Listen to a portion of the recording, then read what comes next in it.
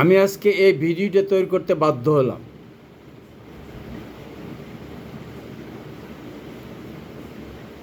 খালেদা জিয়ার উপদেষ্টা হাবিবুর রহমান হাবিব সাহেব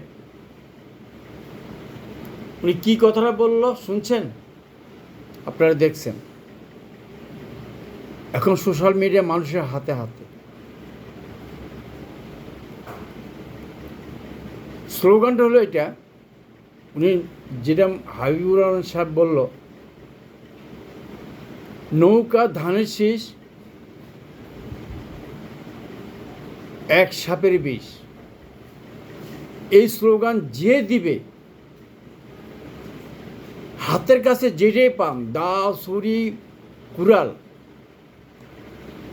সেটা দিয়েই যে ব্যক্তি স্লোগান দিবে তার যেন জিহ্বাটা কেটে দেওয়া হয়।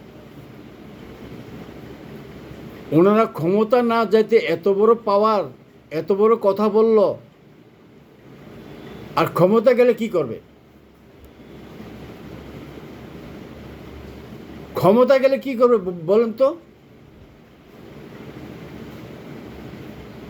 আপনারা যারা বিএনপি করেন, যারা বিএনপিকে সমর্থন করেন, ধানের শীষকে সমর্থন করেন, আপনাদের উদ্দেশ্যে বলছি, আপনারা যদি এই হাবিব সাহেবের কথা শুনেন তাহলে আপনাদের অস্তিত্ব থাকবে না, থাকবে না অস্তিত্ব। আপনারা জনগণের কাছে ভোট চাইতে পারবেন না।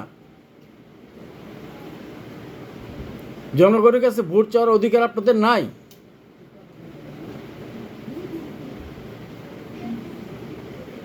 কেন? আপনারা ক্ষমতা যাওয়ার আগেই স্লোগানের বিপরীতে আপনারা মানুষের, এই দেশের জনগণের জিহ্বা কেটে দিবেন।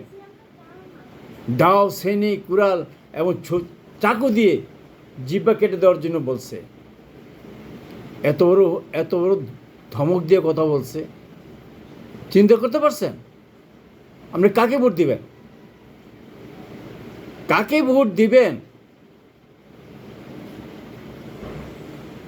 এরা ক্ষমতা যাওয়ার আগেই সব কিছু হুমকি ধমকি, চাঁদাবাজি, রাহাজানি যা শুরু করছে ভালো কথা। তাই বলে কি মানুষের জীবন মরণ নিয়ে কি সে হুমকি দিতে পারে? পারে না। তার গণতান্ত্রিক অধিকার নাই।